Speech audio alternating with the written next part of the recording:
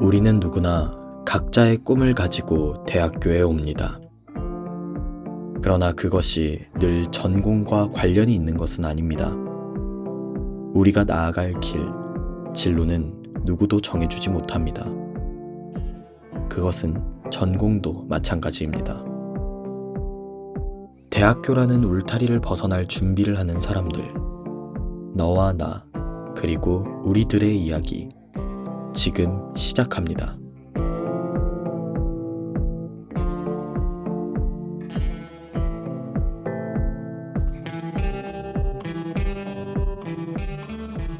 (2015년) OECD가 고등교육을 이수한 25에서 34세 임금 근로자 중 최종 이수한 전공과 현재 직업 간 연계성이 없는 사람의 비율을 조사했는데요.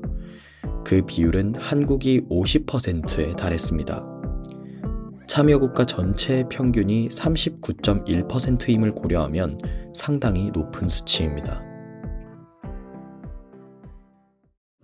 저는 서울대학교 전기정보공학부를 16학번으로 입학해서 작년에 졸업을 했던 배정현이라고요. 지금은 이제 채널A라는 방송국에서 기자 생활을 하고 있습니다. 근데 방송 동아리에 들어갈 때도 기자로 이제 들어갔지만 방송 동아리 들어가기 전부터 저는 KBS 한국어 능력 검정 시험 문제집을 샀었더라고요. 그러니까 이미 좀 이 언론계나 방송계에 대해서 어느 정도 관심 정도는 있었던 거죠.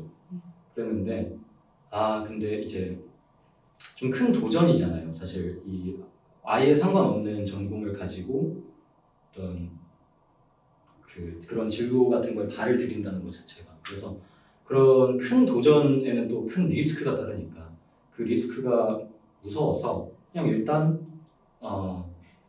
그냥 대학 시절에 관심 정도로 그냥 끝내버리는 게 맞다.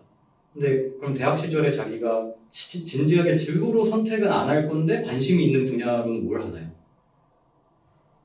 동아리를 하겠죠? 네. 그래서 이제 방송 동아리를 들어갔던 거고 저는 뭐 신문보다는 뉴스를 조금 더 챙겨보는 편이었는데 그래서 방송에 조금 더 관심을 가지게 됐고 기자라는 직업이 제가 추구했던 어떤 가치관과 조금 맞는 것 같아 보여서 관심을 가지게 됐었죠.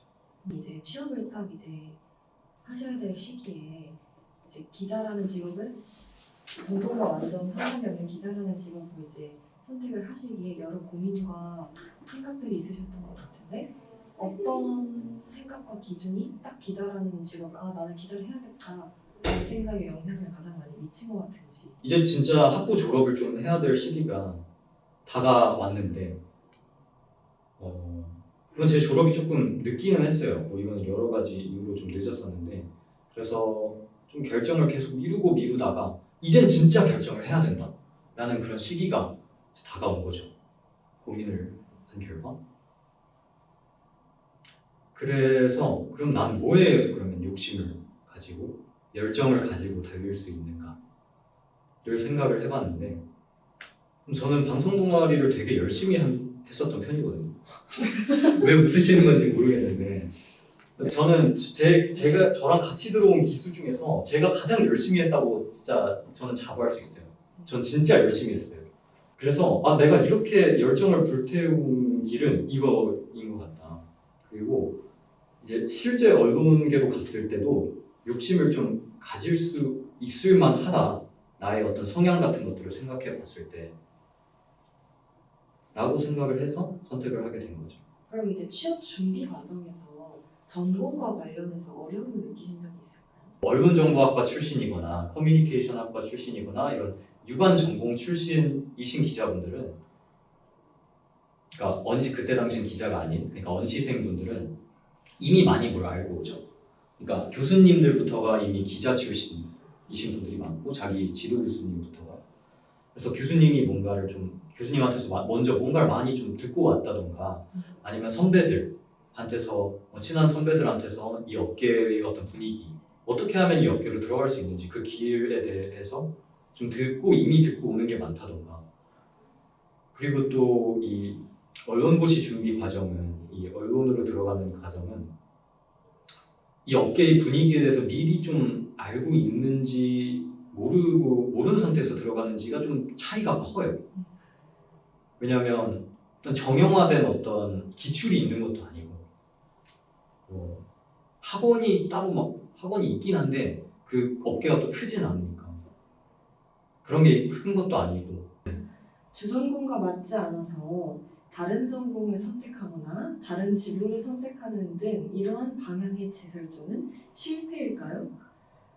그걸 실패라고 하는 거는 좀 많이 구시대적인 발상이라고 저는 생각을 해요.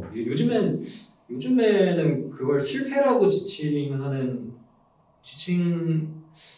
만한 사람은 많이 없으실 거라고 저는 생각을 하는데 왜냐면은 점점 그런 경우가 많아지고 있어요. 그러니까 자기 전공이랑 조금 어느 정도 상관없는 진로를 선택해서 그 진로에서도 성공을 하는 케이스가 점점 계속해서 많아지고 있고 저는 개인적으로 되게 좋은 현상이라고 생각해요. 그러니까 어쨌든 간에 자기가 몇 년 동안 거쳐온 자기의 전공 분야가 있는데 그것과 아무 관련이 없는 진로를 선택을 했다는 거는 그냥 자기가 계속해서 열심히 살아왔다는 가정이 있을 때 어느 정도의 노력을 하면서 살아왔다는 가정이 있을 때 자기가 무엇에 흥미가 있고 무엇을 했을 때 열정을 가질 수 있는지를 충분히 많이 고민을 했다는 증거라고 저는 생각을 하거든요. 왜냐면 그런 고민을 안 해봤으면 그런 선택을 하기가 쉽지는 않아요. 그냥 계속 몇 년 동안 해왔던 그대로 그냥 이렇게 물론 그게 잘못됐다는 게 아니라 그렇게 하는 게 뭔가 자연스럽다는 그런 주변 분위기도 있고 본인도 그게 편하니까 왜냐면 계속 공부해왔던 거를 가지고 진로를 탐색하는 게 훨씬 더 노력이 덜 들어가긴 하잖아요. 근데 이제 엄청나게 용기 있는 거죠. 용기 있는 선택이라고 저는 생각하고 본인이 무엇을 했을 때 좀 행복할지 또 보람을 느낄지에 대한 고민을 굉장히 많이 한 증거라고 이제 생각을 합니다.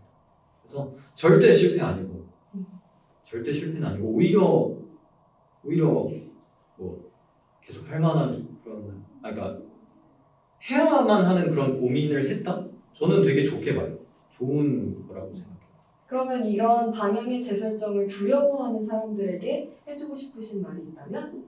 두려워하지 마세요. 네. 할 수 있습니다. 네. 그리고 잘못된 선택이 아니에요. 저도 처음 이 길을 가겠다고 이제 이쪽을 한번 도전을 해보겠다고 주변에 알릴 때 당연히 이제 뭐 주변 친구들 같은 경우에는 뭐 그냥 뭐 신기하다, 재밌다, 해봐라 뭐 이런 반응이지만 평생 이제 저를 응원해 주신 가족한테 이제 말을 할 때는 굉장히 반발도 많았고 부모님은 반대 의견이 일단 굉장히 심했죠. 일단 왜 하냐, 뭐 굳이 왜 하느냐 뭐 이런 반대 의견도 많았고 근데 결국 이제 제가 기자가 되고 나서 정착을 하고 제가 저희 제 이름을 내건 어떤 결과들도 계속 나오고 어느 정도 정착이 되고 나니까 이 직업에 결국에는 이제 더 좋아하셔요 저보다. 제 기사 나가면 뭐 캡처해가지고 어쩌고 저쩌고 뭐 이러면서 막 오늘은 뭐 어땠고 오늘은 어땠고 이러면서 막 후기를 보내주시고 결국 그걸 나중에 증명하고 나면 평화는 찾아옵니다. 그러니까 그런 것도 좀 두려워하지 않았으면 좋겠고 또 여러 가지 또 다른 이유들이 있잖아요. 조금 더 돈을 못 버는 직업을 선택하는 게 맞나라는 이런 두려움도 있을 거고 그거는 본인이 충분히 그래서 고민을 많이 해봐야 되는 부분이라고 생각을 해요. 내가 직업을 평생을 살아가는 데 있어서 그러니까 직업을 선택하는 요즘 또 평생 직업이 아니긴 한데 직업이 어쨌든 직업을 선택하는 데 있어서 나한테 제일 중요한 가치관이 뭔가 뭐 때문에 도전을 망설이는지 모르겠지만 아무튼 만약에 성공하지 못할 것 같은데 어려움이 너무 많을 것 같은데 다른 애들보다 좀 뒤처진 채로 시작할 것 같은데 라는 생각 때문에 도전을 안 하는 거는 시간이 조금 많이 아깝지 않나 이게 진심으로 좀 아까워서 그거는 많이 좀 해봤으면 좋겠다. 물론 제가 그 도전을 했을 때 생길 수 있는 실패에 대해서 책임질 수는 없지만 뭐 개인적인 의견을 말하라고 하면 저는 그렇다는 생각입니다. 졸업 이후에도 꿈을 향한 여정은 계속됩니다. 전공이 아닌 다른 길을 선택한다는 것, 그 쉽지 않은 길을 선택하더라도 그게 전부가 아닐지도 모릅니다. 우리는 계속해서 도전해야 하고 때로는 그 도전이 우리에게 좌절을 주기도 합니다.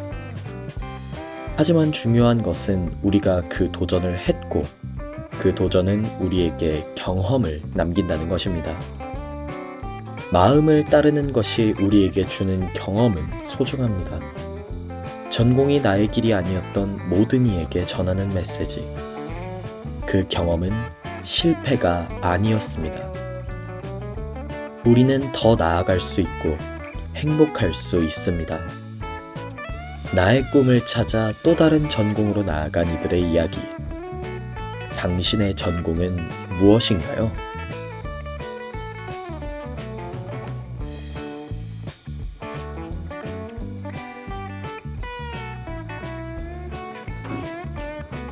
맞아요.